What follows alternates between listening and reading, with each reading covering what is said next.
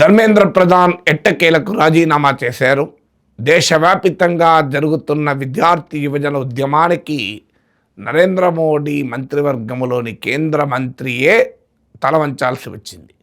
ఇప్పటిదాకా strong man, ఎవరి మాటకు తలవంచడు, ఎవరి ఒత్తిడిని పట్టించుకోడు అన్న మోడీ ఇమేజ్ను ప్రశ్నిస్తూ మొదటిసారిగా బహుశా ప్రజా ఉద్యమానికి తలవంచి ధర్మేంద్ర ప్రధాన్ రాజీనామా చేశారు.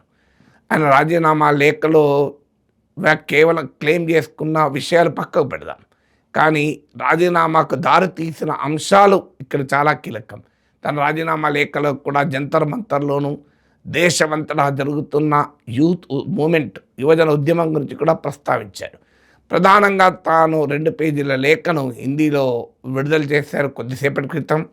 ఆ లేఖలో చెప్తున్న అంశాలు రెండు. ఒకటి, విద్యార్థుల ప్రయోజనాలను దృష్టిలో పెట్టుకొని రాజీనామా చేస్తున్నాను. విద్యార్థులు లీగల్, పొలిటికల్ అంశాలలో కూరుకుపోకుండా వారు తమ చదువులపైన కేంద్రీకరించి ఇలా ఉండేందుకు నేను రాజీనామా చేస్తున్నాను. 2, ఇది మొదటిగా చెప్పినటువంటి అంశం. ఇక రెండవ కారణం ఏంటంటే, దేశవ్యాప్తంగా జరుగుతున్న యువజన ఉద్యమాన్ని దేశ వ్యతిరేక శక్తులు హైజాక్ చేయకుండా, దేశ వ్యతిరేక శక్తులు ఎక్స్‌ప్లాయిట్ చేయకుండా, ఉపయోగించుకోకుండా దేశ సమైక్యతను కాపాడటం కొరకు నేను రాజీనామా చేస్తున్నాను అంటూ చివరకు దాన్ని కూడా పొలిటికల్ స్పిన్ ఇచ్చేశారు. దేశ సమైక్యత కొరకు రాజీనామా చేస్తున్నాను. అదే నిజమైతే ఏనాడో రాజీనామా చేయాలి, మరి ఇన్ని రోజులు పట్టదు కదా. నిజంగానే విద్యార్థుల ప్రయోజనాల కొరకే అయితే ఈ ఉద్యమమే పక్క పెట్టాను. పార్లమెంట్లో కూడా అదే చర్చ కదా నిన్నటిదాకా.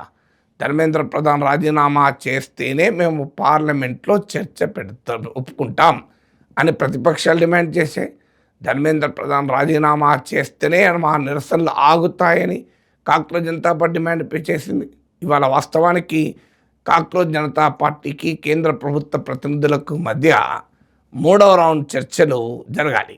ఈ చర్చలు జరిగే కొద్ది గంటలకు ముందే ధర్మేంద్ర ప్రధాన్ రాజీనామా చేస్తున్నట్లు ప్రకటించారు. నిన్నటిదాకా కాక్రోచ్లను దేశద్రోహులు అన్నారు, దేశ వ్యతిరేక శక్తులు, విదేశీ ఏజెంట్లు, విదేశీ నిధులతో నడుస్తుంది అన్నారు. ఇప్పుడు దేశ సమైక్యతను కాపాడడం కొరకు మేము నేనే రాజీనామా చేస్తున్నానన్నారు. జాతీయ భద్రతా చట్టం ప్రయోగించారు, పెలెట్ గన్లతో దాడి చేశారు యువతరం పైన. ఇవన్నీ కూడా దేశమంతటా చూసింది కదా. సో మీకు జాతీయ భద్రతా చట్టాన్ని ప్రయోగించి ఇప్పుడు విద్యార్థులపైన, యువతరం పైన ప్రేమతో రాజీనామా చేస్తున్నాను, వారి జీవితాలు, వాళ్ళ ప్రయోజనాల కోసం రాజీనామా చేస్తున్నారంటే, మరి నిన్నటిదాకా నిరసన తెలిపిన వాళ్ళ పాస్పోర్ట్లు ఇవ్వము, విశ్వవిద్యాలయాలకి అడ్మిషన్లు తీసేస్తాం, మీకు సీరియస్ కేసులు ఎదుర్కొంటాం, 12 months వరకు ఏ ఛార్జెస్ లేకుండా జైల్లో పెట్టగలిగే భయంకరమైన జాతీయ భద్రతా చట్టం ప్రయోగిస్తాం, స్టాండర్డ్ ఆపరేటింగ్ ప్రొసీజర్ను ఉల్లంఘిస్తూ పెలెట్ గన్స్ను ప్రయోగించాం, సోషల్ మీడియాలో పెద్ద ఎత్తున దారుణమైన దాడి కాక్రోచ్ ఉద్యమం పైన, కాక్రోచ్ల ఉద్యమానికి మద్దతు ఇస్తున్న మాలాంటి వారిపైన భయంకరంగా దాడి జరుగుతూ వచ్చింది అధికార ఎకోసిస్టమ్ నుంచి. ఈ దాడులన్నింటినీ ఛేదించి యువతరం ముందుకెళ్తే ఇక యువజన ఉద్యమానికి తలవంచక తప్పలేదు. నేను చాలాసార్లు చెప్పాను, నరేంద్ర మోడీ స్వభావము ఏంటి అన్నప్పుడు గతంలో మాట్లాడిన వీడియోలు కూడా చెప్పాను. ముందు అంగీకరించడు, ఎందుకంటే తన స్ట్రాంగ్ మ్యాన్ ఇమేజ్, తన నాయకత్వ బలం ఇమేజ్ను పోగొట్టుకోవడం ఆయనకి ఇష్టం ఉండదు అని.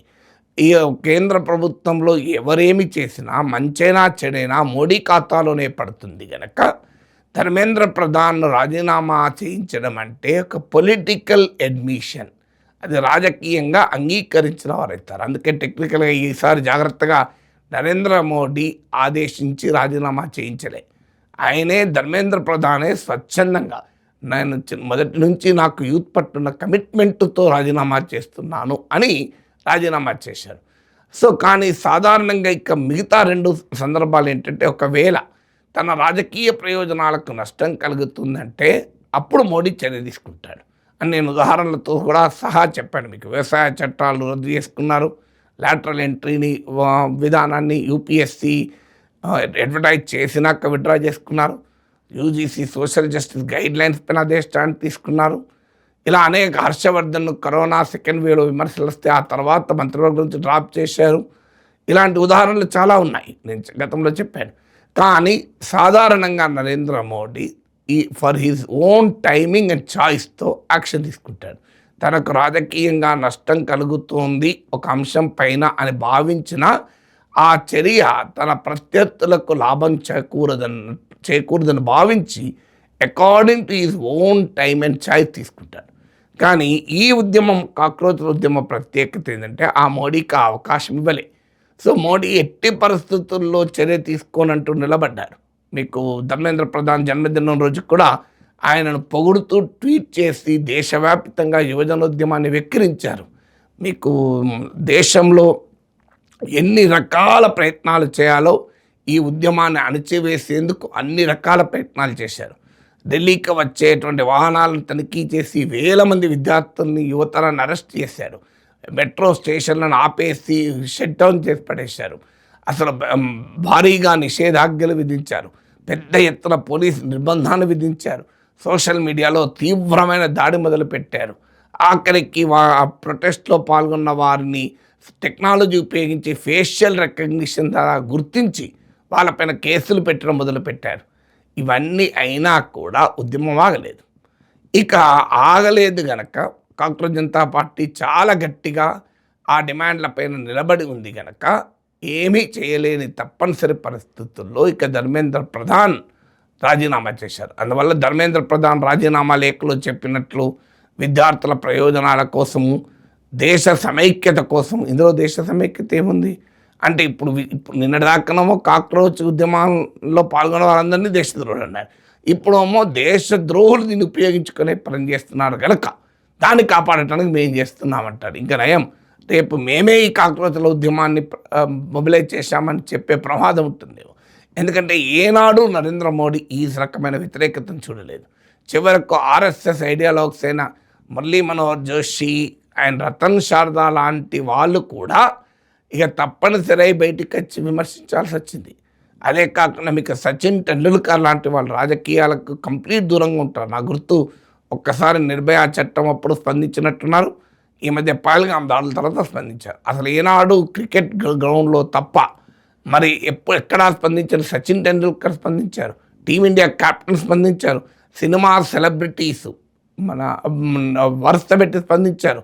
ప్రకాష్ రాజ్ లాంటి వాళ్ళు, శబనా ఆజ్మీ లాంటి వాళ్ళు, నషీరుద్దీన్ షా లాంటి వాళ్ళు ప్రత్యక్షంగా ఉద్యమాల్లో పాల్గొన్నారు, మద్దతు ఇచ్చారు. ఇదంతా జరిగిన తర్వాత ఇక ఇది బీజేపీకి నష్టం జరుగుతుందని అర్థమైంది.